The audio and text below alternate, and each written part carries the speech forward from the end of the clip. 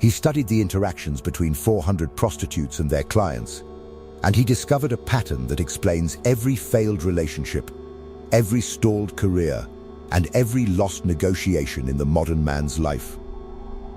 He discovered the precise moment a man ceases to be a human being and becomes just another customer. You might think this video is about the underworld. It isn't. It is about your marriage. It is about your job. It is about your friendships. It is about the fundamental transaction of human value that you have been losing since the day you were born. Machiavelli warned us that men are so simple and so ready to obey present necessities that he who deceives will always find those who allow themselves to be deceived. You are being deceived. You think your loyalty buys you love. You think your hard work buys you respect. You think your time buys you loyalty. You think that if you just become a better man, a kinder man, a more generous man, the world will reward you with devotion. The data from the underworld reveals a terrifying truth. The more you pay, in money, in emotion, in attention, the less you are respected. The John thinks he is the king because he is providing the resources. The provider sees him as a resource to be drained. Today, we are going to dissect the psychology of the customer. We are going to show you how you have been conditioned to pay for things that powerful men get for free. We are going to expose the mechanics that turn you into a transaction. Look at your life. Really look at it. Are you the prize, or are you the paymaster? Do people stick around because of who you are, or because of what you provide? If the money, the attention, and the utility stop today, who would still be standing there tomorrow? The answer will terrify you. You are not a partner. You are not a leader. You are a client, and clients are replaceable. Have you ever noticed that the more you give, the less you are valued? Who told you that being good was the goal? Was it the people who genuinely want you to succeed? Or was it the people who benefit from your submission? Look at your relationships. Are you the architect of your own joy, or just a brick in someone else's wall of comfort? You have been sold a lie that kindness is a currency. It is not. It is a commodity. And when you flood the market with it, the value drops to zero. By now, half of the people watching have already left because they are too weak for this truth. They are offended by the word prostitute. They want to live in the Disney fantasy where their nice guy behavior is appreciated. But you are still here. Why? Because you know your reality is a lie. You know that somewhere along the line, you became the wallet, not the man. You are ready to stop being the prey. But before we can free you from the transaction, we must understand the biology of your own enslavement. We must bridge the gap between the Renaissance realism of Machiavelli and the modern understanding of evolutionary psychology.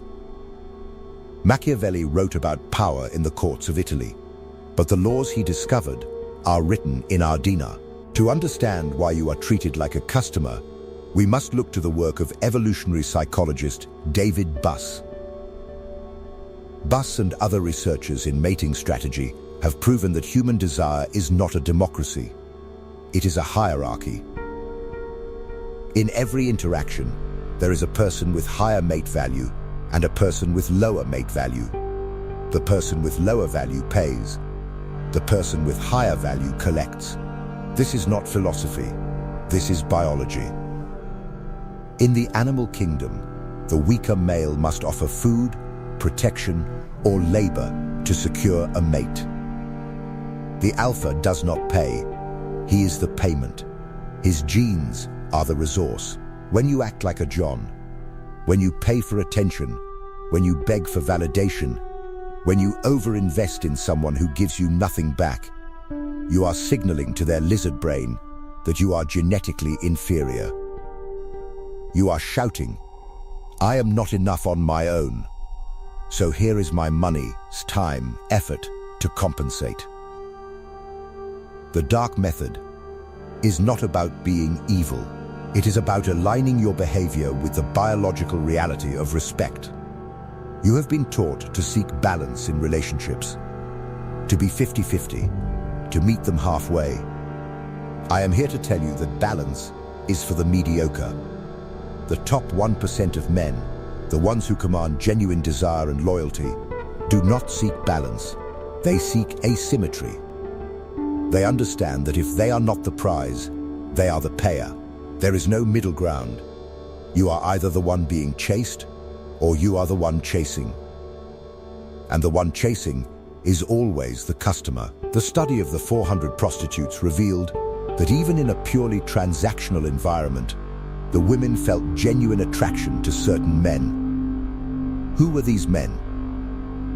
They were the ones who refused to act like customers.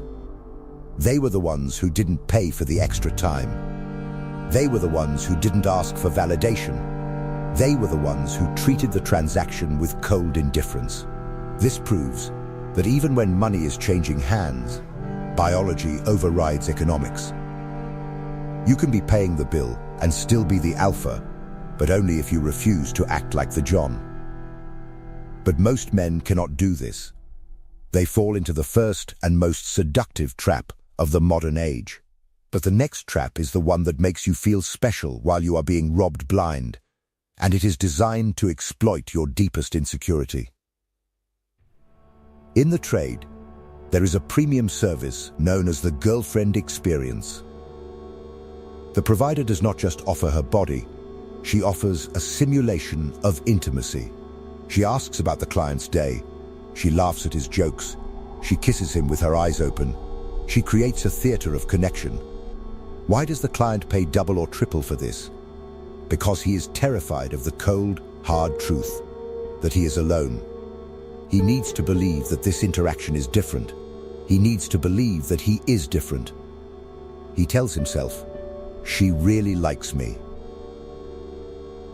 We have a connection. He is buying a lie. How does this manifest in your life? It is not just in the red light district. It is in your office. It is in your friend group. It is in your marriage. It is the boss who gives you a meaningless title like senior vice associate instead of a pay raise. He is giving you the gif of corporate respect to keep you working overtime for free. It is the partner who drops breadcrumbs of affection. You're the only one who truly understands me. Only when they need a favor or a loan. It is the social circle that invites you to the party only when they need a designated driver or someone to split the bill. You are buying the girlfriend experience in your daily life. You are accepting the appearance of respect instead of the substance of respect. You are trading your tangible resources, your time, your money, your labor, for a feeling of being special. Machiavelli warns, everyone sees what you appear to be, few experience what you really are. The provider sees you as a wallet with a pulse. You see them as a soulmate. This asymmetry is fatal. The moment you believe the illusion, you stop negotiating. You stop protecting your interests. You open the vault because you think you are investing in a shared future, when in reality, you are just paying the rent for someone else's life. Stop listening to words. Words are cheap. Words are part of the service. Look at the ledger. If you stopped paying, if you stopped doing the favors, stopped driving the car, stopped listening to the drama, would the special treatment continue? Test it. Pull back your resources. Become unavailable. If the affection vanishes, you were never a partner. You were just a customer whose subscription expired. But realizing you are a customer is painful. The next trap is how you justify staying in the transaction, and it disguises itself as heroism. The most lucrative customer for a sex worker is not the man who wants pleasure.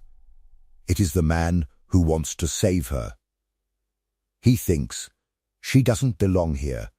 She's too smart, too beautiful, too good for this life. If I just give her enough money, if I just show her a better life, she will leave this behind and be mine.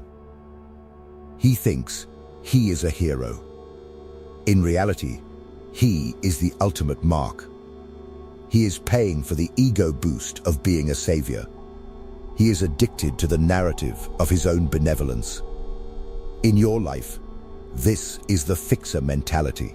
You find broken people, broken partners with trauma, broken friends who can't hold a job, broken companies that are sinking, and you pour your energy into fixing them. You think your sacrifice creates a bond. You think that because you pulled them out of the mud, they will be loyal to you forever. Dark psychology truth. People do not love those who save them. They resent them. Or worse, they use them. When you save someone, you place yourself above them. You create a debt they can never repay. This breeds resentment. Once they are saved, they often leave, because you are a constant reminder of their lowest point. They want to forget their weakness, and to do that, they must erase the witness to it, you. When you try to fix someone, you are engaging in a covert contract. You are thinking, I will fix you, and in return, you will be loyal to me. That is a transaction. You are buying loyalty with your labor. But you never signed a contract. They never agreed to these terms. You are not a hero. You are a customer buying a feeling of superiority. You are paying to feel needed because you do not feel wanted. Stop trying to save people.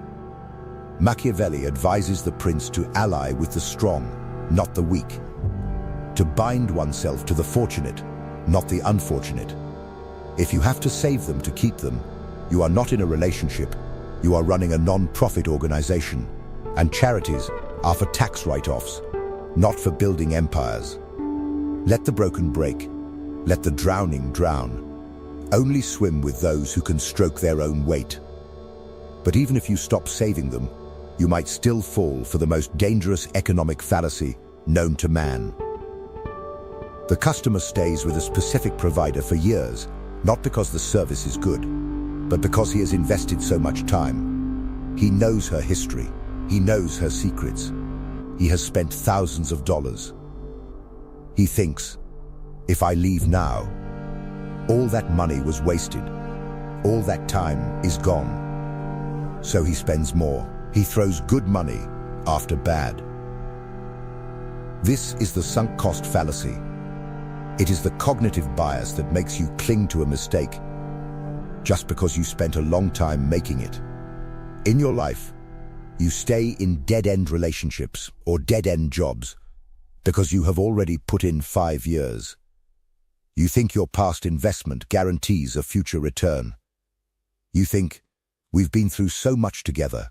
The reality, the market does not care about your past investment. The market only cares about current value. The years you spent building a relationship with someone who treats you like an option are gone. They are ash. They do not buy you credit in the present. Spending another year is just burning more time. The John is terrified of the void. He is terrified of starting over with a new provider, of learning a new body, a new personality. So he accepts higher prices and lower quality just to maintain the status quo. He pays a tax on his own fear of the unknown. Machiavelli would look at this man with pity. A wise prince knows when a fortress is lost. He burns it down so the enemy cannot use it, and he moves his troops to defensible ground. He does not die defending a ruin just because he built it. Audit your life with cold detachment. Where are you staying purely because of what you have already paid? Cut the loss. The most powerful move a man can make is to walk away from a bad investment with a smile. It signals that your future is more valuable than your past. It signals that you have abundance. Walk away. The only thing you lose is the chain around your neck. But the next trap is subtle. It appeals to your vanity and exploits your need to be seen as the man. Why do men go to strip clubs? It isn't for the nudity. They can see that on their phones for free in 4K resolution. They go for the gaze. They go to have a beautiful woman look at them and act like they are the most interesting, powerful, and desirable man in the room. They are paying for validation. They are paying for a mirror that reflects a better version of themselves. In the real world, this is the man who buys the expensive car he can't afford to impress people he hates. It is the man who always picks up the check at dinner, so his friends will slap him on the back and call him the man. It is the man who listens to his partner vent for 3 hours, not because he cares, but because he wants to be told he is a good listener. You are buying compliments. You are buying a temporary feeling of status. If you have to pay to be the man, you are not the man. You are the sponsor. True status comes from competence, fear, and respect. Things that cannot be bought, only earned through friction and dominance. Machiavelli notes that a prince who buys his friendships is easily overthrown, for purchased loyalty has no roots. When the money runs out, or when a stronger prince arrives, the mercenaries will switch sides instantly. When you pay for validation, you are admitting that you cannot generate it organically. You are admitting that your personality, your achievements, and your presence are insufficient to command attention. You are admitting that you are boring. Stop buying validation. Drive the car you can afford. Keep your wallet in your pocket. See who treats you with respect when you are not paying for the drinks. Those are your real allies. Everyone else is just drinking your liquidity. Stop fishing for compliments. Stop asking, do you love me? Stop asking, did I do a good job? Perform. Conquer. And let the applause come if it comes. If it doesn't, clap for yourself. But even if you stop buying drinks, you might still be paying with the most valuable asset you own, an asset you can never earn back. The customer waits. The provider arrives when she wants. The customer adjusts his schedule. The provider sets the hours. The customer listens. The provider talks. The customer travels. The provider stays put. In the underworld, the dynamic is clear. The person getting paid controls the time. The person paying gives up their time. In your life, look at the ratio of sacrifice. Are you always the one driving to them? Are you always the one initiating the text? Are you always the one compromising your plans to fit theirs? Are you the one staying up late to help them, while they are never available when you need a hand? If the sacrifice is 90-10, you are not a partner. You are a fan. You are an orbiter. You are paying with your time, the only resource you can never earn back. The John devalues his own time because he puts the provider on a pedestal. He thinks his time is worth less than hers. He thinks that waiting for her is a privilege. This is the ultimate beta mindset. A sovereign man knows that his time is the most expensive currency on earth.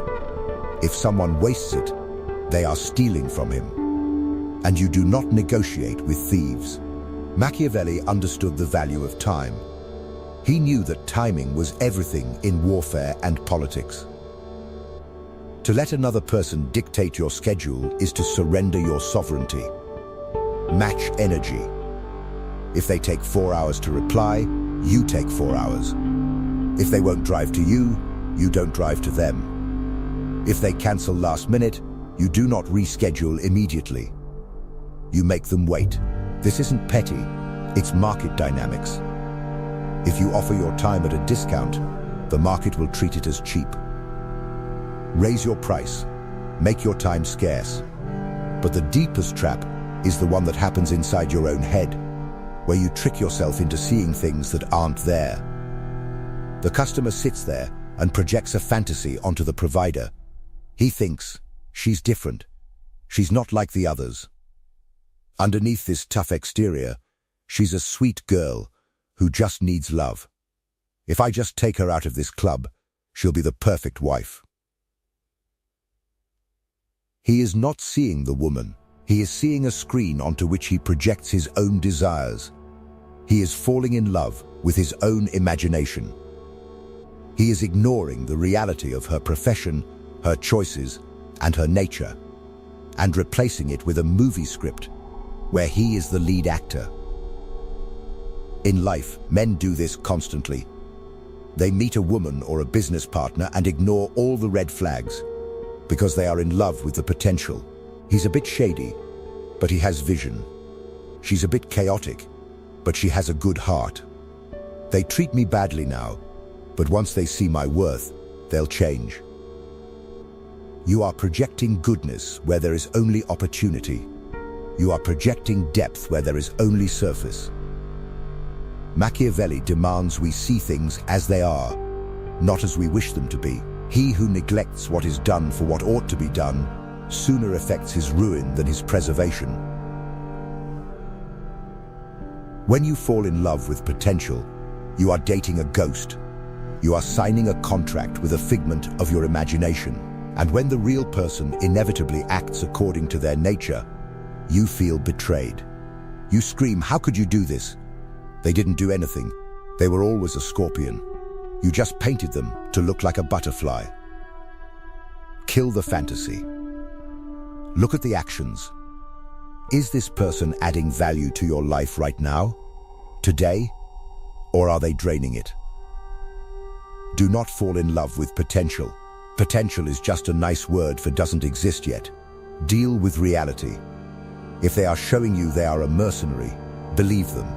If they are showing you they are indifferent, believe them. And finally, the trap that seals the deal and keeps you a customer forever, the inability to say the one word that grants freedom. The customer asks, "How much?" The provider says, $500. The customer pays. He accepts the frame. He accepts the price. A sovereign man never accepts the first price. He negotiates. Or better yet, he walks away. He tests the market. In life, you accept the salary they offer without countering. You accept the bad behavior she displays without consequence. You accept the disrespect your friends show without checking them. You are afraid to negotiate because you are afraid the deal will fall through. And because you are afraid to walk away, you have zero leverage. The law of power, the person who is most willing to walk away, controls the negotiation.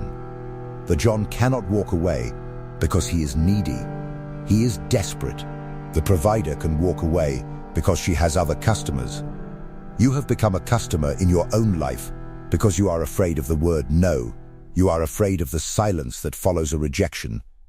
You are afraid of being alone. So you pay the price. You pay with your dignity. You pay with your self-respect. You pay with your soul. Be willing to walk. Be willing to be alone. Be willing to lose the deal. When you are no longer afraid of no, you stop being a customer and start being a player. When you are no longer afraid of no, you stop being a customer and start being a player. But do not mistake this transition for a simple change of habit. It is a violent psychological severing. When you stop paying, when you stop offering your time, your attention, and your validation for free, the market will not applaud you. It will crash. The people in your life who have grown fat on your generosity will not respect your new boundaries. They will panic. They will attack.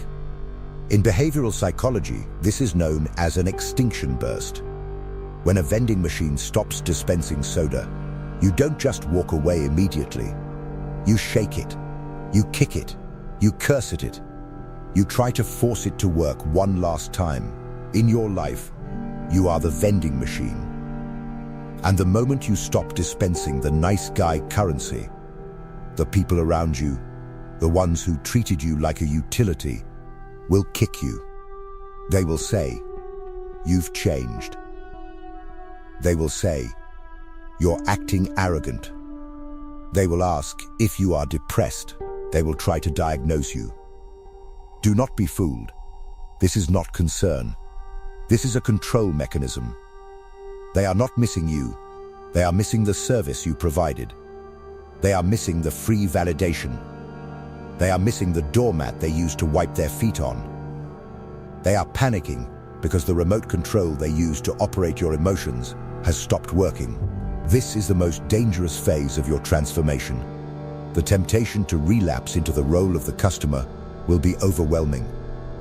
Your brain, wired for tribal acceptance, will scream at you to apologize, to explain, to smooth it over. It will whisper, "Maybe I'm being too harsh. Maybe I should just pay the bill one last time." You must override this. You must hold the line. When they say you've changed, you must look them in the eye and say, "Yes," and say nothing else.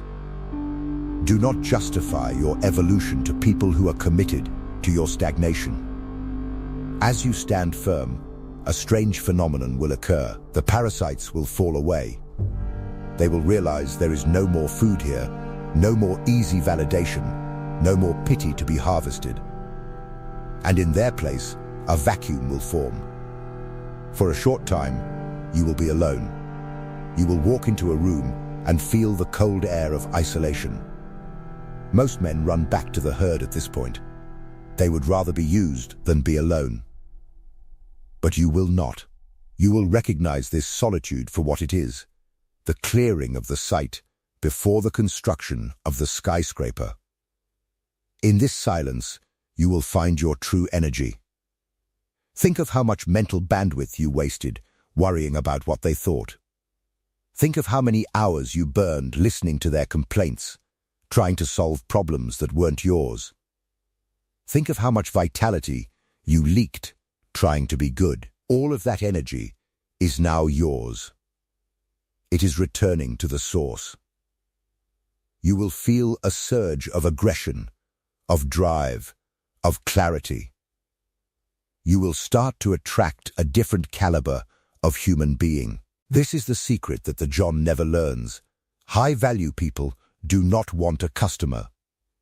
They want a peer. They want someone who can say no. They want someone who has boundaries.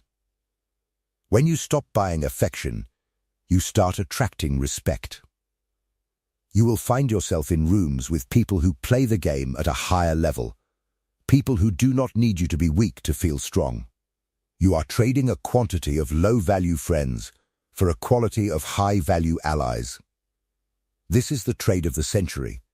Do not fumble it because you are afraid of a few awkward dinners or some angry text messages. You must understand the economics of your own soul. Every time you act like a customer, you are inflating the value of the other person and deflating your own. You are telling the universe, "I am surplus, they are scarce." You are artificially creating a monopoly where you are the consumer.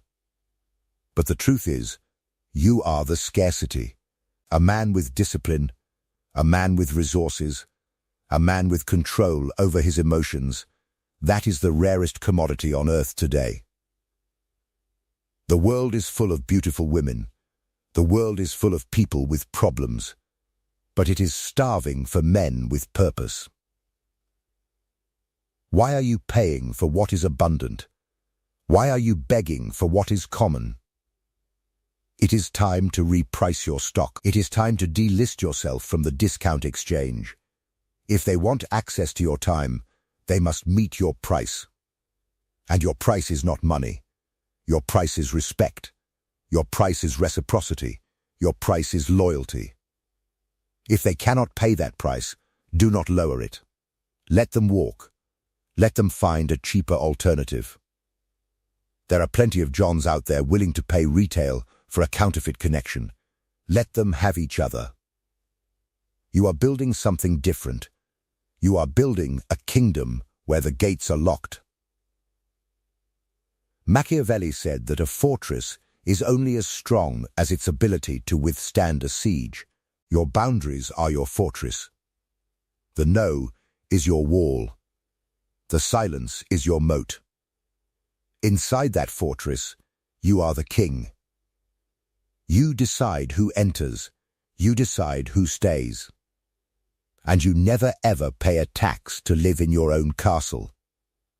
This is not just about women, and it is not just about business.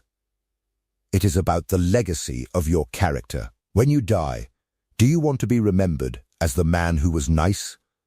The man who was always there because he had nothing better to do? The man who was generous because he was desperate for approval?